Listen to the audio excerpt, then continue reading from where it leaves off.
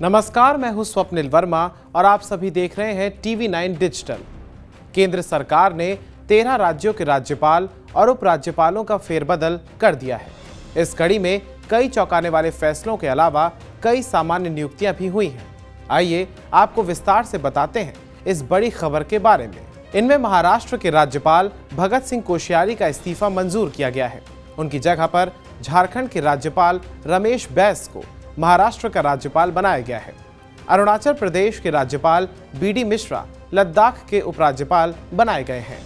दरअसल छत्रपति शिवाजी महाराज पर दिए गए बयान को लेकर विवादों में रहने वाले महाराष्ट्र के पूर्व गवर्नर भगत सिंह कोश्यारी ने 6 दिसंबर को गृह मंत्री अमित शाह को चिट्ठी लिखकर उनसे मार्गदर्शन मांगा था कि उन्हें इस पद पर बने रहना चाहिए या फिर नहीं।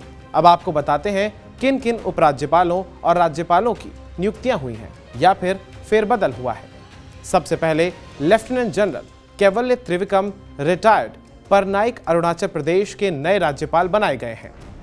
फिर लक्ष्मण प्रसाद आचार्य को सिक्किम का राज्यपाल बनाया गया है। CP राधाकृष्णन को झारखंड का राज्यपाल बनाया गया है। शिव प्रताप शुक्ल हिमाचल प्रदेश के राज्यपाल नियुक्त किए गए हैं। मौजूदा समय में वो राज्यसभा से सांसद भी हैं। शिव प्रताप शुक्ला उत्तर प्रदेश के रहने वाले हैं। वो 4 बार विधायक रहे हैं।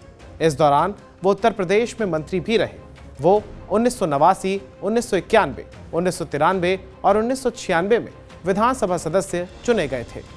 मुझे लगता है कि कुछ जो भी नेतृत्व ने दायित्व दिया है, महामहिम राष्ट्रपति जी ने जिस प्रकार से निर्णय लिया है, माननीय प्रधानमंत्री जी ने जो निर्णय लिया है, माननीय गृह मंत्री जी ने जो निर्णय लिया है, मैं इस बात को मान करके चलता हूं कि एक कार्यकर्ता के नाते जो भी मेरे को काम सौंपा जाएगा उसको मैं करूंगा। मैं निश्चित ही उन सभी लोगों को धन्यवाद देता हूं, लेकिन ऑफिशियल न्यूज़ जब मेरे पास और आ जाएगी तब और जितनी बातें हो सकेंगी वो कहेंगे। गुलाब चंद कटारिया को असम का राज्यपाल बनाया गया है। राजस्थान में नेता प्रतिपक्ष हैं गुलाब चंद कटारिया और वो 8 बार के विधायक भी रह चुके हैं। बेहद ही सरल स्वभाव वाले जमीन से जुड़े हुए नेता माने जाते हैं कटारिया। देखो, पार्टी ने जो भी मुझे जिम्मेदारी दी है मैंने उसको पूरी क्षमता से पूरा करने का प्रयास किया है और यहाँ देश के प्रधानमंत्री जी ने और मेरी पार्टी के वरिष्ठ लोगों ने मुझे इस लायक समझा कि मैं वहाँ काम करूँ, तो मैं निश्चित रूप से उनकी आशाओं पर खरा उतरने का प्रयास करूँगा और काम को अच्छी तरह से उस शुचिता के साथ और बिना पक्षपात के करने का प्रयास करूँगा। ईश्वर भी मदद करेगा और पार्टी के सब वरिष्ठ लोगों का भी मुझे आशीर्वाद मिलेगा। मैं सोचता हूं कि मैं निश्चित रूप से उनकी जो कुछ उनकी मंशा है उसके अनुसार खरा उतरने का प्रयास करूंगा। वहीं जस्टिस सेवानिवृत्त S अब्दुल नजीर आंध्र प्रदेश के राज्यपाल बनाए गए हैं। सुप्रीम कोर्ट के पूर्व जस्टिस S अब्दुल नजीर 4 जनवरी को सुप्रीम कोर्ट से रिटायर हुए थे और 40 दिनों के बाद ही उन्हें गवर्नर बना दिया गया है। जस्टिस नजीर राम मंदिर पर निर्णय देने वाली बेंच में शामिल थे। आंध्र प्रदेश के राज्यपाल बिस्वा भूषण हरिचंदन को छत्तीसगढ़ का राज्यपाल नियुक्त किया गया है। छत्तीसगढ़ की राज्यपाल अनुसुईया उइके को मणिपुर का राज्यपाल नियुक्त किया गया। कांग्रेस से भाजपा में आई अनुसुईया उइके को सरकार ने 16 जुलाई 2019 को छत्तीसगढ़ का राज्यपाल नियुक्त किया था। अनुसुईया ने आरक्षण संशोधन विधेयक पर हस्ताक्षर करने के लिए मार्च की डेडलाइन तय की थी। मणिपुर के राज्यपाल ला गणेशन को नागालैंड का राज्यपाल नियुक्त किया गया है।